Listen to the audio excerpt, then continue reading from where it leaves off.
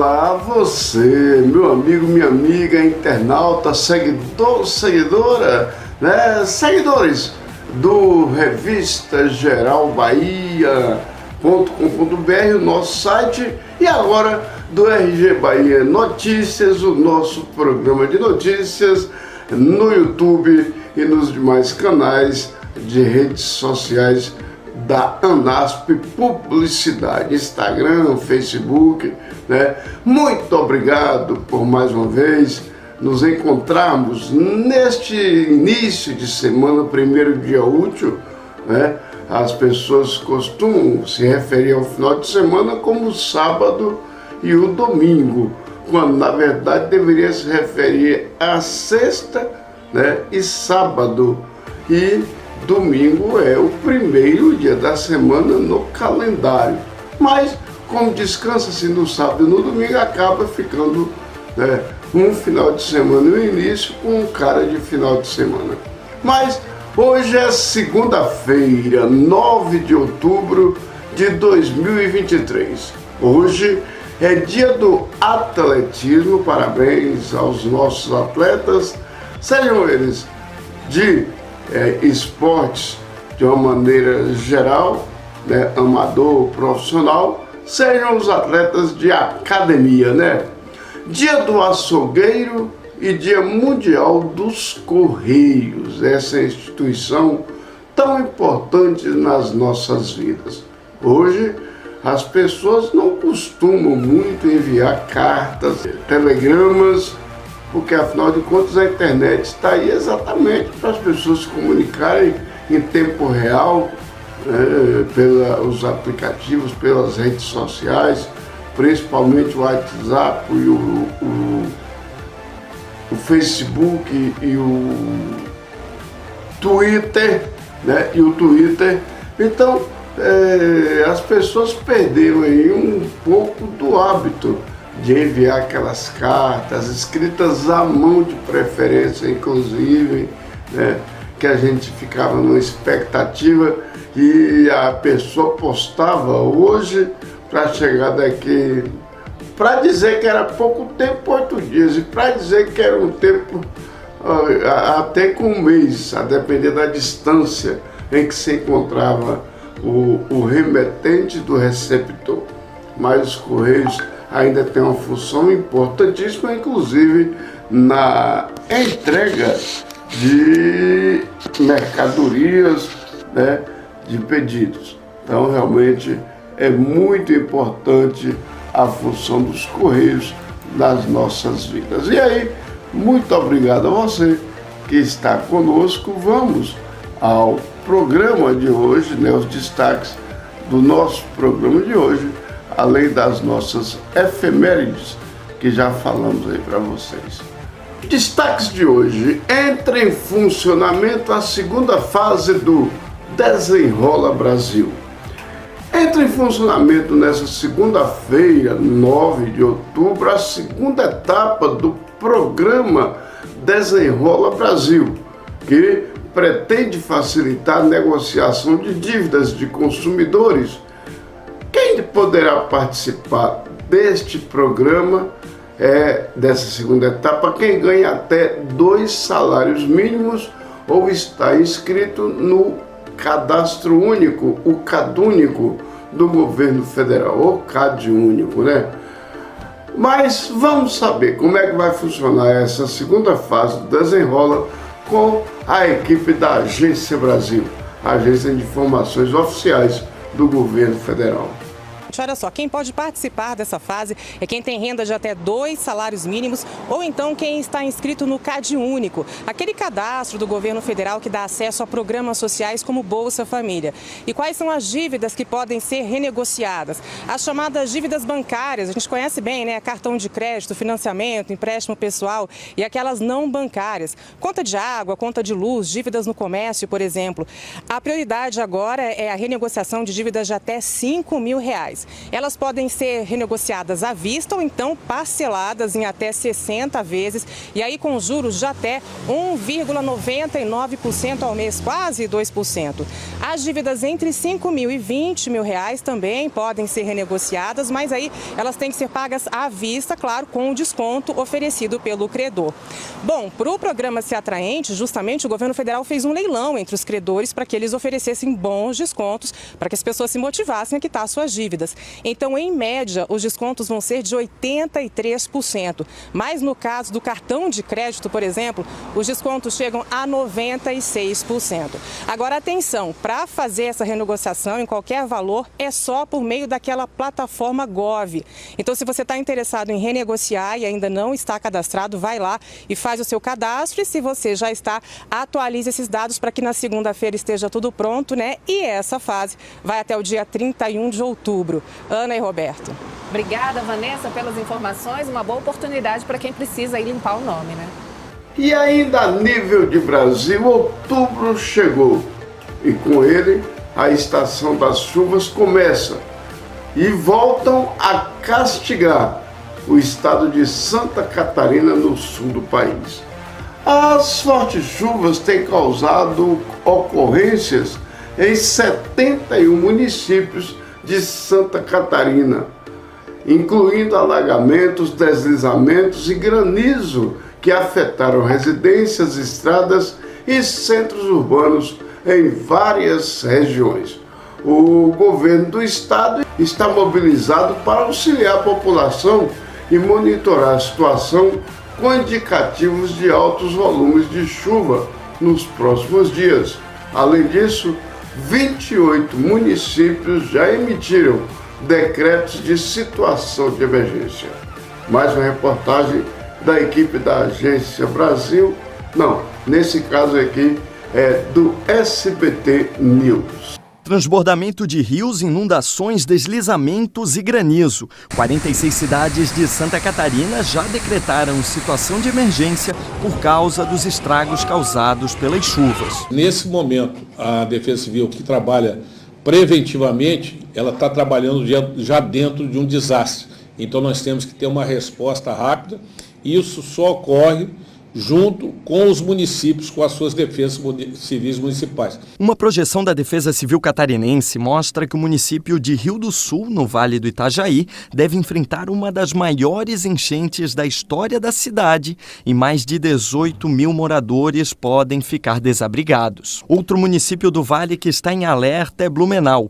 Além de ter suspendido a Oktoberfest até quarta-feira, viaturas anfíbias do Exército Brasileiro foram deslocadas de Curitiba e estão à disposição das forças de segurança na cidade. Nunca choveu tanto em lugar nenhum como está chovendo nessa região.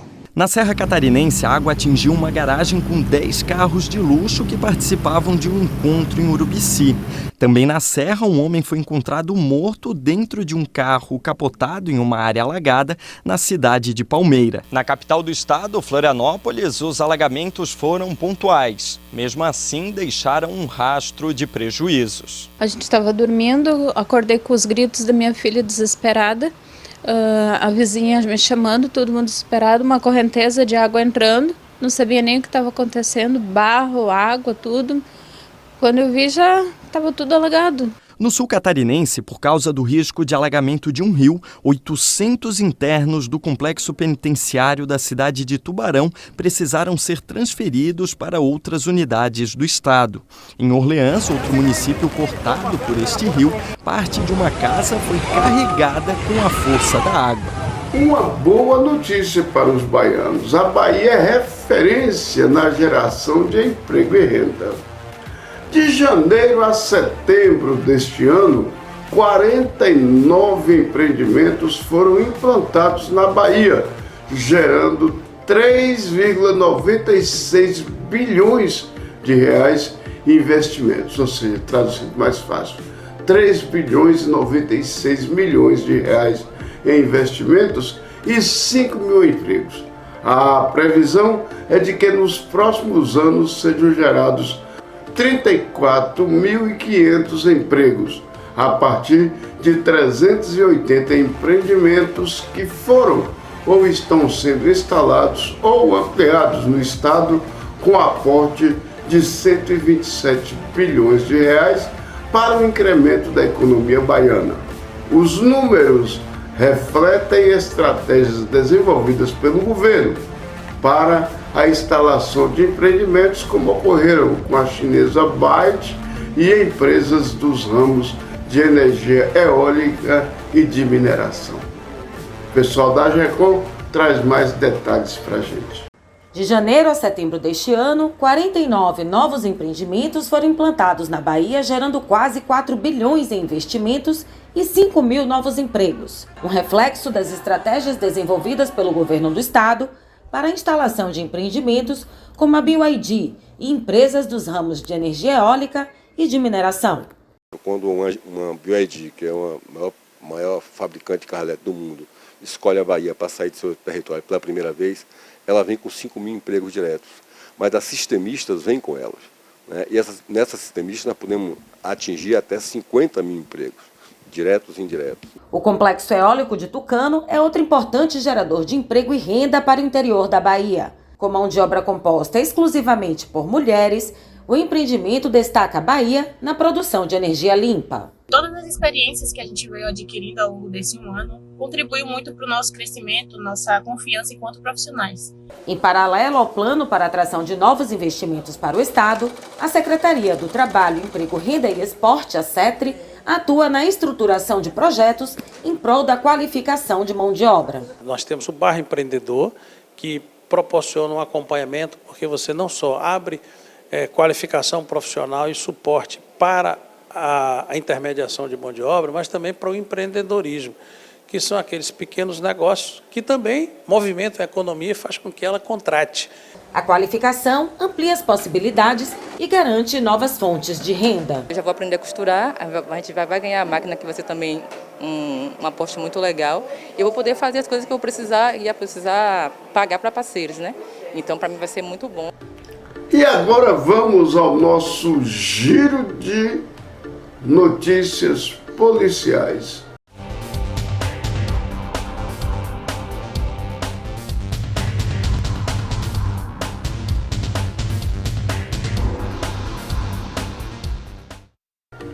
Dois acidentes em menos de 24 horas deixaram pelo menos 4 vítimas fatais na região de Itabuna.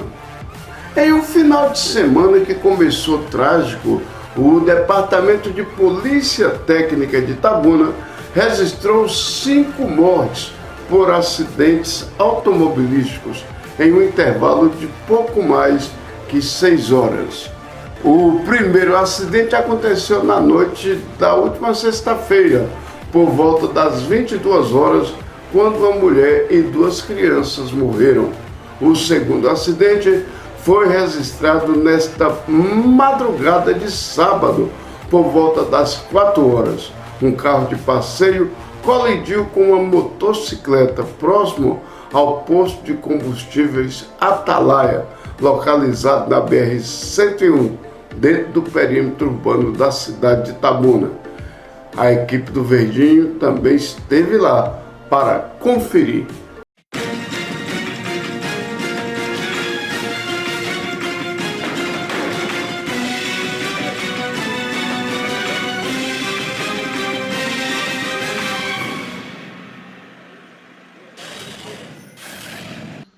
O Departamento de Polícia Técnica de Itabuna foi acionado para um segundo acidente, este registrado nesta madrugada por volta das 4 horas. Um carro de passeio, Renault Clio, colidiu com uma motocicleta próximo ao posto de combustíveis Atalaia, localizado na BR-101, dentro do perímetro urbano de Itabuna. 2 homens estavam a bordo de uma motocicleta Honda Fan quando houve a colisão. Eles não resistiram aos ferimentos provocados pelas batida e queda. Uma das vítimas foi identificada como Rafael dos Prazeres Rodrigues, 40 anos. Embora não haja identificação oficial do outro homem que estava na moto, há informações preliminares de que ambos eram moradores do bairro Califórnia, em Itabuna. De acordo com informações de populares, os 2 homens vitimados retornavam de uma festa de paredão que acontecia no bairro São Roque, próximo ao condomínio Pedro Fontes 1. O motorista do Renault Clio não foi identificado até o momento, mas há especulações de que ele pode ser morador do bairro São Pedro, também em Itabuna. Com o impacto, um dos homens na moto teve a cabeça dilacerada, perdendo parte do crânio. Uma equipe do Departamento de Polícia Técnica foi acionada e os peritos acreditam que houve colisão frontal contundente. Ainda sob o olhar da perícia, a hipótese estudada é de que o impacto tenha sido tão grande que os corpos foram arremessados a cerca de 9 metros de distância. É possível, devido às circunstâncias, que após a colisão, a moto e os ocupantes tenham sido arremessados por sobre o carro e caíram atrás do Renault. No entanto, a perícia não descarta a hipótese de cena adulterada. A polícia investiga as causas do acidente. A Polícia Rodoviária Federal controlou o trânsito e provisoriamente permitiu o uso do acostamento em substituição à via que estava obstruída em decorrência do acidente. As provas materiais foram recolhidas pelos peritos para auxiliar no trabalho de apuração. Os corpos das vítimas foram removidos para a sede do Departamento de Polícia Técnica no complexo policial do município. Leandro Viana, para o Verdinho Itabuna.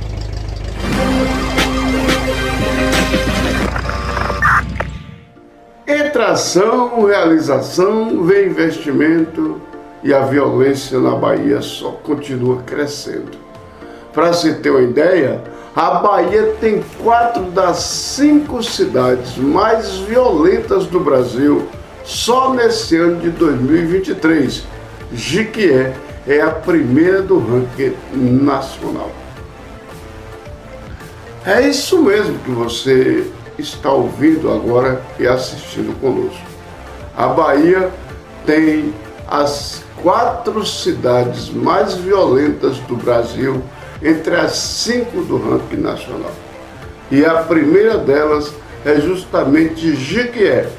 De Jequié não se passa um dia que a gente não tenha uma notícia de fatos policiais naquela cidade.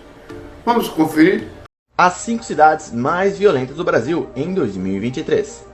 Em quinto lugar, Cabo de Santo Agostinho, Pernambuco, com uma taxa de morte de 81,2. Quarto lugar, Camaçari, Bahia, com uma taxa de morte de 82,1. Terceiro lugar, Simões Filho, Bahia, com uma taxa de morte de 87,4. Em segundo lugar, Santo Antônio de Jesus, Bahia, com uma taxa de morte de 88,3. E em primeiro lugar, a cidade mais violenta do Brasil é Jequié, Bahia, com uma taxa de morte de 88,8.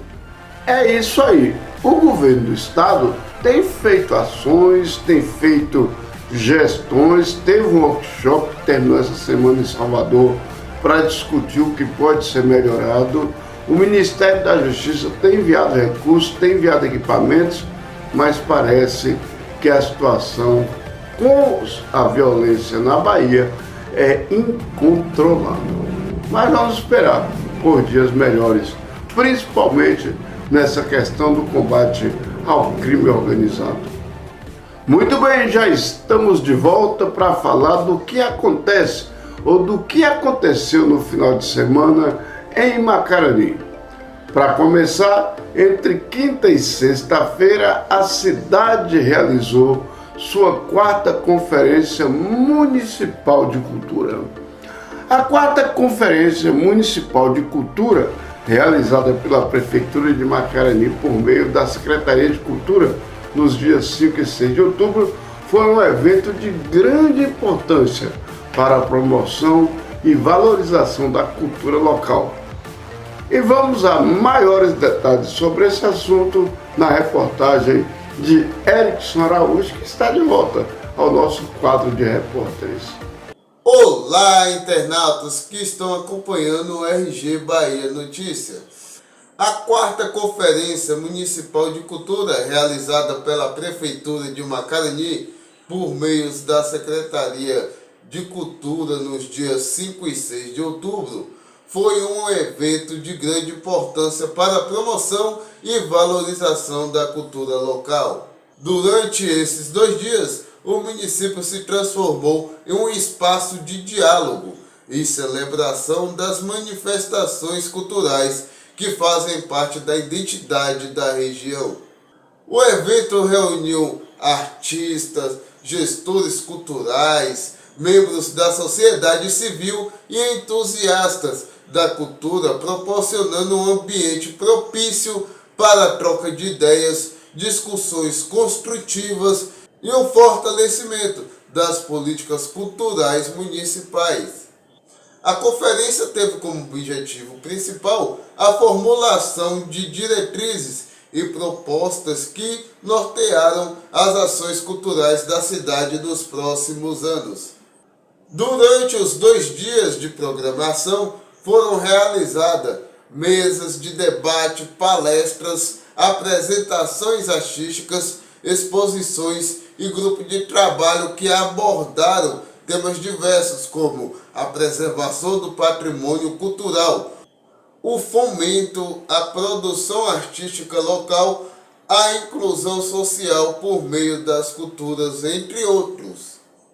Um dos pontos altos da 4ª Conferência Municipal de Cultura foi a participação ativa da comunidade, que teve a oportunidade de expressar suas opiniões e contribuir para o desenvolvimento cultural de Macarani. A democracia cultural foi valorizada e as vozes da população foram ouvidas e consideradas nas discussões. Erickson Araújo para o RG Bahia Notícias.